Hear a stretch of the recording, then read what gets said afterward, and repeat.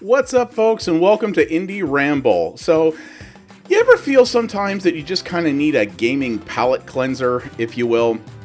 You know, a game that's not very intense, that doesn't have a lot of violence in it, that doesn't necessarily demand a lot of you, but is still really fun to play and maybe even a little bit wholesome at the same time.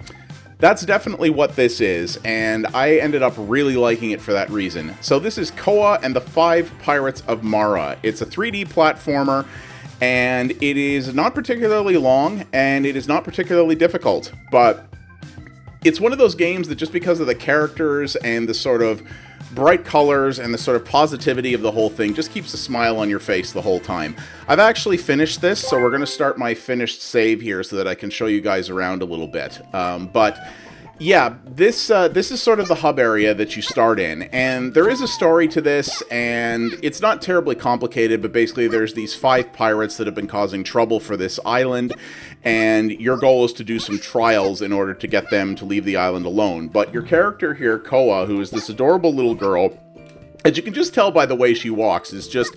she has a spring in her step, and she's constantly positive and constantly friendly and sort of takes on any challenge with a smile on her face. And by the end of the game, she ends up having a very positive impact on everyone, including those pirates that you have to deal with. It's just... everything about this game, it's got like the Ted Lasso effect, where it's just very uplifting and positive, and it's non-violent. There's no real combat in it to speak of. And it's just really pleasant overall, which I really, really like. So what you do here is you get in your boat and you can go out to sea and you'll see the world that we have access to here. Now, I've unlocked the whole thing because I finished the game. You have to unlock each of these different areas as you go, so it's more linear than it looks, for sure. But each of these sort of major islands are places that you can go to do multiple different levels of challenges, and in each area you'll see that there's these smaller islands you can go to. These are optional challenges that will give you special unlockables which you can use to purchase cosmetic upgrades for your character as well as upgrades for your boat here. They are optional. There are a decent number of collectibles in this game, and if you want 100% it will take you a while, but it's by no means necessary to do. Each of the regular levels also has 3 collectibles hidden within it that you can find. And also the levels actually do have online leaderboards for time, but, well, they don't work. The whole time I've been playing this, the leaderboards just always return no results. And I know people are playing this game, so I hope they manage to fix this at some point soon. But yeah, not really why you'd play a game like this anyway, to be honest with you. But so I'll show you this here, and as you can see, every level has time targets that can give you medals as well.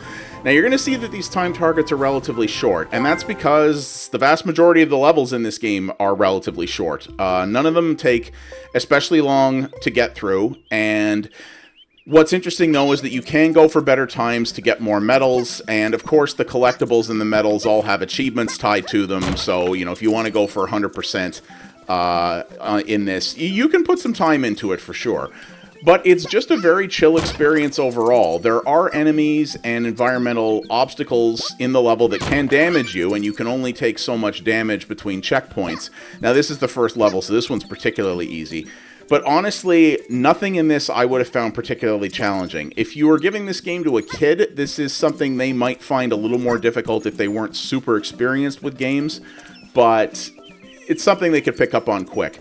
A lot of the way this plays reminds me of some of the more recent 3D platformers like Super Lucky's Tale, which is a series that I absolutely adore.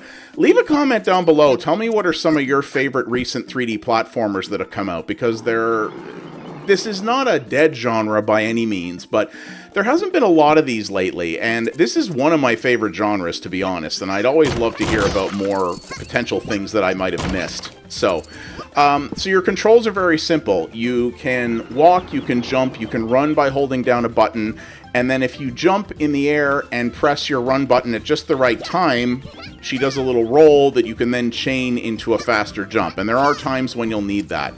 I do wish the timing on that you needed to do this sort of roll jump was a little looser. I have found that it's a little... I've missed it a lot because it demands a little bit more frame precision than perhaps it needs to, especially for appealing to younger players. But so as you go along, you can collect these seashells. These are the sort of currency that you will use to buy the different upgrades that you unlock. if you don't have to get everything. If you vaguely manage to get a decent number of collectibles throughout your playthrough, you're not going to have an issue. There's also a throw ability here that you can do, but you don't use that very often. You'll always have more money than you know what to do with. And the hidden collectibles in most levels, a lot of them are fairly easy to find. I got a lot of them, but not all of them. Some are trickier than others, to be sure. I will say the difficulty pacing, especially when it comes to the collectibles in this game, does feel a little uneven sometimes. There were later levels where I was almost finding the collectibles every time on my first go, and then earlier levels where I was having difficulty with it. So that's kind of a thing, but again, the game never gets particularly hard, and it's not intending to be particularly hard either, right? So it's really not a big deal. So I only got a silver on this. I've gotten gold on it before because I was kind of messing around there. And that's a pretty early level that's fairly easy. And every one of the islands has a boss as well. I won't spoil any of those, but again, there's only the lightest amount of combat in this at a couple of very specific points, but you don't kill anything. This is almost entirely a non-violent experience, which is really, really nice. So the little bonus levels, some of them are just platforming challenges. Some of them are these little diving missions, which are kind of cool, where you have to sort of guide this crane down without running it out of energy, and every time it touches an enemy or an obstacle, it can take energy damage. These are really easy. I only ever failed one of them once, and only because I wasn't paying attention. These are not difficult, but again, these get you some of those little unlocks. So they're optional, but, you know, a good idea, I would generally say. And they only take... all of them take like less than a minute, so it's very quick to do, very simple. And that's what's nice about this. This game also doesn't demand a lot of your time. If you want to just do a couple of levels, it doesn't take very long. You know, so you can play this in little bits if you wanted. I beat it in 3 sessions, but I think I didn't 100% it, but doing all the optional stuff in that, it only took me about 4 hours. And you could get it done in far less than that if you wanted to. There are also a handful of underwater levels, kind of like in the Mario games, where you have to swim around. They're not terribly hard, but you do have to, you know, manage a different kind of control setup a little bit. So, but yeah, the game, I mean, it runs very well. I played this on both my gaming desktop here with a 3080 in it and on my laptop, which does have a 3060 mobile. So here we go. This is what one of the underwaters look like. But my laptop, when you put it in efficiency mode, just uses like a Radeon integrated graphics, which are not particularly powerful. And this game ran at 1440p on that system at like 70 frames a second on the integrated graphics. So this is an Unreal Engine game, but it does not, it's not demanding. So, and it's well optimized. It runs great. You can play this with a keyboard if you want, though I'm playing it with a controller, and they still recommend that. That is definitely the ideal way to play platformers, in my opinion. But the option's there to play it with a keyboard if you like, which is on the PC anyway, which is really cool. But yeah, I mean, this game is just really simple. You'll recognize it if you've played a lot of other 3D platformers. You'll recognize what it's asking of you, but it's not terribly difficult. This is not Crash Bandicoot. This game is not going to, you know, kick your ass and make you smile while it does it. This is a game that's designed to be straightforward. It was intended to be easy. It's intended to sort of be light and wholesome. Something that kids could play, but that adults would enjoy as well. And that's a very hard thing to do. You know, making a game where you could give it to a young kid and have them enjoy it, but you can also enjoy it too, is basically unheard of. It's either one or the other, almost universally. But the 3 devs who have worked on this have figured it out, and it was a pretty small team that did this, even though there are 3 different developer names on it. You know, it's a small team game, and it's got a lot of heart. You know, I like the art style. It's nothing revolutionary, but it looks good. It animates really well. The color schemes they chose, I think, are fantastic. Everything's very bright, very contrasting. You know, really makes it feel like it's a nice tropical place that you're hanging out in. With some of the major characters, there aren't a lot of dialogue. There are not a lot of places where there are dialogue in the game, but where there is, it can sometimes be fairly verbose. It's all text dialogue, there's no voice. But if you don't care about the story, you can just skip it all if you want. It really doesn't matter. I read it all because that's just the way I am. And the story on this is nice, and like I said, it's wholesome, and by the end of it, you're gonna have a nice smile on your face. You know, it's simple but endearing, and that's really the main thing with this game. Is it's not hard, it's not long, but I still had a lot of fun playing it, especially with all the different collectibles and the time targets and stuff you can do. You know, I still really had a good time with it. And the story was wholesome enough that it just kind of it just makes you smile. And, you know, you don't get a lot of games that do that anymore. A lot of games these days are very violent, very dark subject matter, you know, and often much more demanding of what they want from players in terms of either experience or competence. And there's nothing wrong with that necessarily. I play tons of those games. I cover tons of those games on this channel, and I like them quite a bit. But once in a while, it's just nice to play something that's just lighter fare and something that you can enjoy without having to work too hard and without having to parse some, you know, deep, dark narrative. This is just a game about, you know, a little girl who is trying to help out her island from pirates, but is more interested in killing them with kindness. That's really what it is. And I think that's great. I think that's great, and it makes for a lot of fun, and this shows that you don't need combat to have good mechanics in your game necessarily. I love games with combat. You know, one of my favorite genres is first-person shooters, but it's nice to have something where they really thought about how to avoid it while keeping the game entertaining and engaging. And they pulled that off really well here, I think. I saw that this game was a 3D platformer, and that's why I requested code for it. I really didn't know anything about it other than that. I just said, this is a platformer that kind of looks like Super Lucky's Tale. I adore Super Lucky's Tale. And dang it, I haven't played a good 3D platformer in far too long, so let's get this and see what it is. And I knew nothing about its sort of more wholesome nature or the fact that it's relatively easy until I started playing it. And I went, well, I said this might still be good, but I don't know if it's really going to be for me as someone who is really into platformers.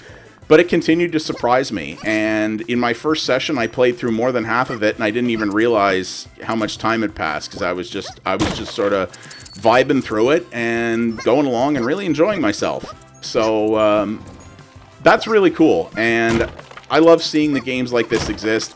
The people who have played this on Steam already seem to be really enjoying it as well for the same reason. They're like, this is just a nice bit of fun. That's all it is. It's nothing big, it's nothing, and the developers knew what they were making. They wanted to make something more small, more chill, that could appeal to all ages, and which is, you know, has a nice wholesome story to it, and some really cute characters. And yeah, that's what you get here. And yeah, what you see is what you get. I mean, if you're not into the stuff I put down, or you don't, you know, you like your games to always have a challenge, nothing wrong with that if you do. But if that is what you're looking for, you probably won't find that here. It'll only take you about 3 to 4 hours to beat, but if you do want 100% it and get all the collectibles and all the achievements, it will take you several hours more than that. So it can be of decent length if you want it to be. There's not a lot of replayability beyond that. Once you 100% this, there's no New Game Plus or anything like that. There's no two-player mode. There's no co-op in it. That would have been cool, but there is none of that. It's a single-player experience, and it's, you know, it's designed to be sort of a shorter thing, but this ended up being very memorable. And honestly, I think this is something that is going to be one of my more memorable games of this year. Will it be my game of the year? No, but it's still very good. And when I'm talking about games of the year that surprised me, and games that I do think people should try out, this will definitely be among them. And I think that's really cool. I like these levels too. These are ones where you have, it's kind of a speed run through it almost. Also, there is an option in the menu for people who are into this stuff. There is an option in the menu to turn on a speed run timer, which is really cool, as well as a quick level restart. So rather than going into the menu and doing this, there's an option you can turn on where if you click down both analog sticks, it just immediately restarts the level, which is kind of cool. And yeah, speed run timer is always nice to see. That technologically is a dead easy thing to implement, but speedrunners will speed run anything. Doesn't matter if it's a game made for young people, speedrunners will run it. You know, and I'm sure that I don't have the time to get good at speedrunning. I wish I did, but if I did, this is a game I might honestly try out, because it's a smaller game, doesn't require a huge amount of time and commitment to get good at, but nonetheless is something that could challenge you if you were willing to put the time into it and you were really trying to go for leaderboard records in that regard. I think that would be interesting. But yeah, this is just a wholesome palate cleanser. That's really all there is to say about it. You know, you're sort of seeing the crux of how it plays. I really enjoyed it. I think for the asking price, some people might find it a little short, but I think if you're someone who occasionally needs a little, you know, happy, wholesome, straightforward title like this, it's well worth the asking price. It's well put together, it's well optimized, it runs great, it never crashed for me, it's not buggy, it's just a really nice, polished, you know, wholesome experience, which I think is really, really cool. So, yeah, that is Koa and the Five Pirates of Mara. It's out now. It's out basically everywhere, which is great. So, take a look at this. Maybe pick it up if you're interested. I hope this does well enough that this team can make another game. I'd love to see one of these with co-op in it, or maybe one that does have a more challenging mode for the people who want it. These guys clearly have some chops when it comes to designing platformers, and I think they have an opportunity to make some really cool stuff in the future. So I hope this allows them to do that. So thank you guys very much for watching. I do appreciate it. If you liked what you saw here, please do all the normal YouTube things. Those really do help the channel out a great deal. Leave a comment down below. Tell me what you think about this. What are some other good palate cleanser games that you like? Because there's a lot of these out there, and it's a nice thing to spread around for people to know about. And what are some of your other recent favorite 3D platformers? This is not a dead genre, but there are not a ton of new entries coming out in it, and if there are ones out there, I'd always love to see them. I don't want to miss them. Super Lucky's Tale in particular is one that I really recommend trying if you haven't. And as always, you can follow me over at twitch.tv/pxabstraction for multiple variety streams a week.